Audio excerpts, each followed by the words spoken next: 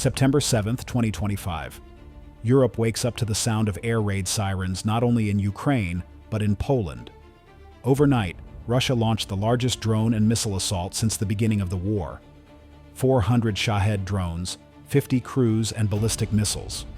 And, for the first time, 10 drones deliberately aimed at NATO territory. Their target: a Polish logistics hub near Rzeszów, the heart of Western military support flowing into Ukraine. For the first time since the Cold War, Russian weapons have crossed NATO borders. And the response, or lack of one, could determine whether this is the beginning of a wider global conflict.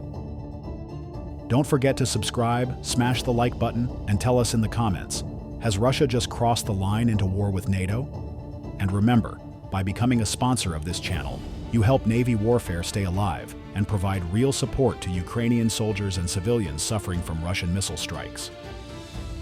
The attack began at 22:15 Kyiv time. Radar operators across Ukraine lit up their screens as wave after wave of Shahed 136 drones lifted off from occupied Crimea and from Russian territory near Kursk. Almost simultaneously, Kaliber cruise missiles surged from the Black Sea, while Iskander ballistic missiles arced in from Belarus. For Ukraine, this was nothing new, but the sheer scale was staggering. By midnight, air defenses in Odessa, Kyiv, and Lviv were stretched to the breaking point. Patriot batteries fired non-stop. NASAMS crews shouted over radio chatter as interceptors launched into the dark sky. The night became a deadly fireworks show. Explosions, tracers, and falling debris across the country. And then, something different. At 0042, 10 radar tracks appeared, not toward Kyiv, not toward Lviv, but toward the Polish border. They're heading Rzeszów, home to NATO's most critical logistics hub. This was the base where Western weapons flowed into Ukraine: HIMARS rockets, javelins, and air defense missiles. Polish air defense crews sounded the alarm instantly. Inbound drones heading from east, multiple contacts. Within minutes, the Polish Air Force scrambled an F-16 from Łask Air Base. At the same time, the Netherlands, whose pilots were stationed in Poland as part of NATO's air shield, launched 2 F-35s. The chase was on. At 01:07, the Dutch fighters made visual contact. Low, slow Shahed drones buzzed just miles from the Polish border. The F-35s locked on with AIM-9X missiles, launching streaks of fire across the sky. Explosions shattered the night as drones disintegrated into burning fragments. Seconds later, the Polish F-16 downed another 2 with cannon fire, the glowing wreckage falling harmlessly into fields short of Rzeszów. But 3 drones slipped through. Air defense sirens wailed across southeastern Poland. In Rzeszów itself, civilians woke to the sound of explosions as drones slammed into warehouses on the outskirts of the military hub. Fires erupted. Shockwaves rattled windows across the city. For the first time in decades, a NATO country had been struck directly by Russian weapons. And the silence that followed was deafening. In Washington, the White House issued a statement of concern. In Brussels, NATO leaders met behind closed doors. No Article 5 declaration, no immediate military response, just silence. And in Moscow, Vladimir Putin smiled. With China's Xi Jinping standing at his side during a state visit, Putin declared, "Russia will defend its interests wherever necessary. Let this be a lesson to those who interfere." The message was unmistakable. Russia had tested NATO, and NATO had blinked.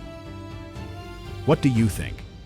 Is this the first open step toward a global conflict, or will NATO's silence only encourage Moscow to push further? Leave your thoughts in the comments. Don't forget, subscribe, hit the bell, and become a sponsor. Your support not only keeps Navy warfare alive, but also helps real Ukrainian soldiers and civilians under Russian missile fire. Together, we bring light to the wars of tomorrow and help those fighting the war of today. The morning of September 7th, 2025, brought confusion, fear, and silence. Polish media reported that 3 Russian Shahed drones had struck warehouses near Rzeszów, just kilometers from the NATO logistics hub, funneling weapons into Ukraine. Fires burned for hours, but the damage was not just material, it was political. For the first time, Russian drones had crossed NATO borders and detonated on alliance soil. Yet in Brussels, NATO's response was muted. Officials described the incident as serious, but carefully avoided the word that mattered most: attack. Inside NATO headquarters, debate raged. Article 5, the cornerstone of the alliance, declares that an armed attack against one member is an attack against all. But was this strike an attack? Some argued it was a misfire, a drone that strayed off course. Others claimed Moscow was deliberately testing NATO's threshold, daring the alliance to act. For frontline nations like Poland, Lithuania, and Latvia, the answer was obvious. This was aggression, plain and simple. Polish Prime Minister Donald Tusk went live on national television. Russian drones have struck Polish soil. This is an attack on NATO, and NATO must answer. But in Washington and Berlin, the tone was different. President Donald Trump, standing before reporters, refused to commit. We're investigating the situation. We don't want escalation. Let's be very clear. America won't be dragged into a world war over a few drones. In Berlin, Chancellor Olaf Scholz echoed the caution, warning that a military response could spiral into catastrophic escalation. The divide inside NATO was now visible. On one side, Eastern allies demanded strength. On the other, Western powers hesitated, fearing direct war with Russia. The Kremlin had found the alliance's weak point: hesitation. And Putin knew it. In Moscow, state media boasted that NATO feared Russia's strength. The attack on Rzeszów was framed not as an accident, but as a deliberate lesson. The lesson: Russia could touch NATO, and NATO would not fight back. Meanwhile, in Poland, the mood hardened. Civilians evacuated neighborhoods near Rzeszów, terrified more drones would come. Polish F-16s flew constant patrols, joined by Dutch and German fighters under NATO's air shield program. But the sense of betrayal grew. Ordinary Poles asked a bitter question. If Article 5 doesn't apply now, when will it? Ukraine, too, watched with dread. Kyiv's leadership warned that if NATO failed to respond, Russia would only escalate further. More drones, more missiles, perhaps even accidental strikes on Romania, Slovakia, or the Baltics. President Volodymyr Zelensky urged the alliance, "Do not wait until it is too late. Stop Russia now, or Russia will come for you next." And yet, the silence from Washington and Brussels continued. Behind closed doors, NATO generals whispered about red lines, escalation ladders, and nuclear risks. Out loud, leaders spoke only of investigation and monitoring. For the first time since its founding, NATO looked paralyzed. And that paralysis was exactly what Vladimir Putin wanted. Standing in Beijing next to Xi Jinping, Putin declared, "Russia will continue to defend its security. If NATO fears a few drones, what will they do when faced with real power?" The crowd applauded. The message was clear. Russia felt untouchable. What do you think? Is NATO's silence protecting peace, or is it weakness that will invite a wider war? Tell us in the comments below. Don't forget to subscribe, smash the like button, and hit the bell so you don't miss the next escalation.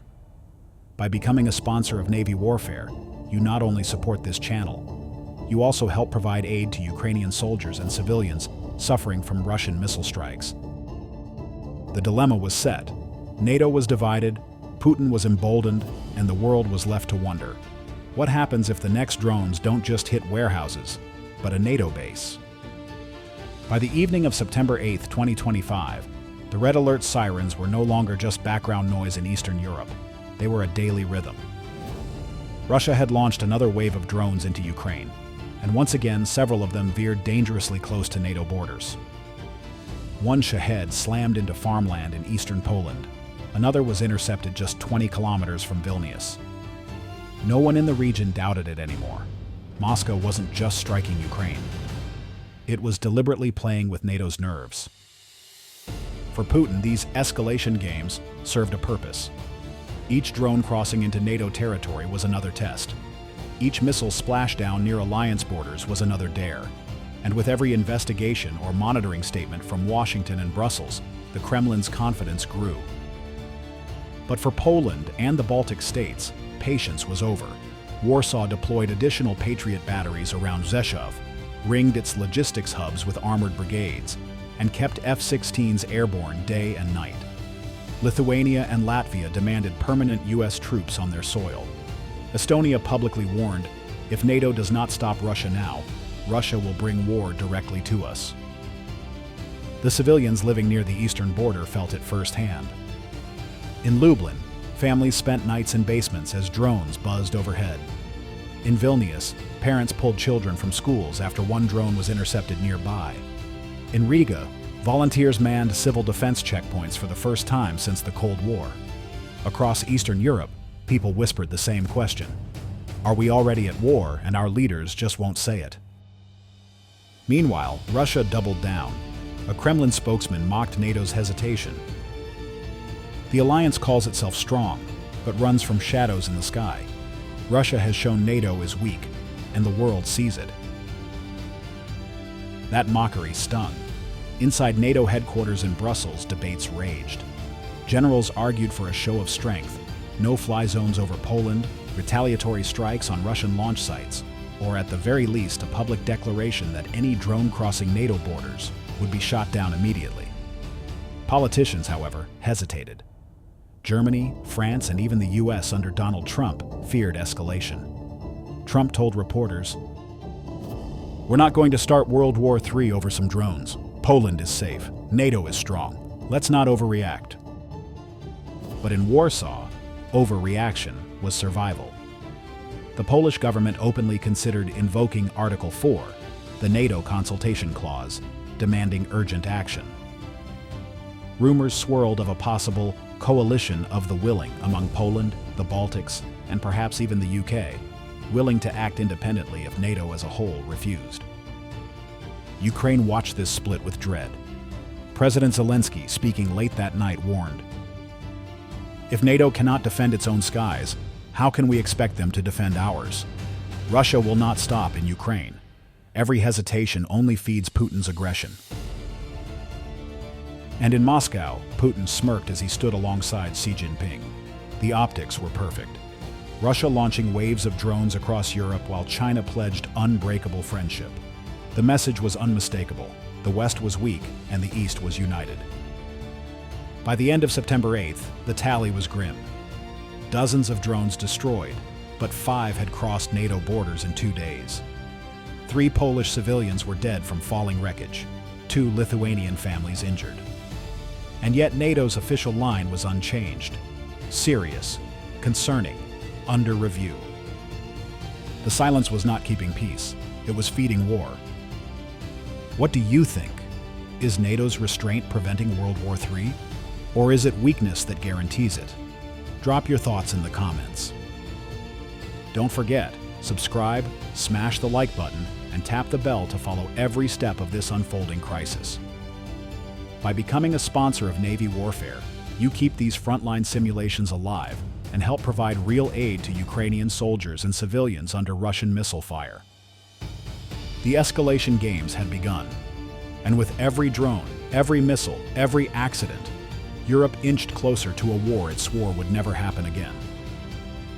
By September 10, 2025, the tension in Europe had reached a fever pitch. For 3 nights in a row, Russian missiles and drones had flooded Ukrainian skies, and each time, some had strayed or been guided directly into NATO airspace. In Poland, 3 civilians were dead. In Lithuania, homes were shattered by falling wreckage. In Latvia, residents filmed Shahed drones buzzing low over villages before being intercepted. Still, NATO had not declared an attack. Still, Washington and Brussels repeated the same careful words: monitoring, concern, serious incident. For Vladimir Putin, the silence was intoxicating. At 22:00 that night, the next escalation came. Russian bombers launched Kh-101 cruise missiles, not just at Ukraine, but westward, deliberately aimed near Rzeszów, where NATO's lifeline of weapons and supplies flowed into Ukraine. Air defense operators in Poland immediately sounded the alarm. Fighters scrambled from WASC and from NATO detachments in Romania and Germany. At 22:37, 4 missiles crossed into Polish airspace. Patriots fired. 2 were destroyed mid-air, raining fiery debris across farmland. But 2 slipped through. 1 exploded short of the city, scattering shrapnel across warehouses. The other struck near the perimeter of Rzeszów Airport, the very hub where U.S. troops, aircraft, and weapons cycled daily. The blast shattered hangars, killing at least 7 Polish soldiers and injuring dozens of civilians. For the first time since World War II, a NATO military installation had been struck by Russian weapons. The reaction was immediate and fractured. In Warsaw, outrage boiled over. Prime Minister Tusk addressed the nation. "This is no accident. This is no stray missile. This is an attack on Poland, on NATO, and on every ally who swore to stand together. Article 5 must be invoked." Crowds gathered outside NATO bases chanting, "Defend Poland" and "Stop Russia now." The Polish military raised readiness to its highest level since 1989. In Brussels, however, panic set in. Ambassadors argued deep into the night. Some insisted NATO had no choice. To ignore this would mean the death of the alliance. Others begged restraint, fearing that invoking Article 5 would spiral into a nuclear confrontation. In Washington, Donald Trump struck a cautious tone. "America stands with Poland, but we will act with wisdom, not recklessness. We will not let Putin drag us into World War III." The hesitation was deafening. Meanwhile, in Moscow, Putin declared victory. On state television, he smiled coldly. "Russia has shown NATO's weakness. They hide behind words while their bases burn. The West is afraid. Russia is not." Standing beside him in Beijing, Xi Jinping offered quiet approval. The message was unmistakable. Moscow was not isolated. It was shielded. By morning, the political storm across Europe was unmatched. NATO was at the breaking point. Either invoke Article 5 and risk total war, or stay silent and watch Russia rewrite the rules of Europe. For ordinary Europeans, the question was more visceral. Families in Poland packed cars and fled west. Civilians in Lithuania and Latvia braced for the next wave. Social media filled with a single chilling phrase: "If NATO won't act now, it never will." The breaking point had arrived. The world stood one decision away from the largest war in modern history. What do you think? Should NATO strike back after Russian missiles hit a Polish base? Or would that plunge Europe into World War III? Tell us in the comments. Don't forget to subscribe, smash the like button, and hit the bell to follow these frontline simulations. By becoming a sponsor of Navy Warfare, you not only support this channel, you help us send real aid to Ukrainian soldiers and civilians suffering under Russian missile strikes. September 2025. The night Russia's war crossed into NATO. Was this the spark of a regional clash, or the opening shot of World War III?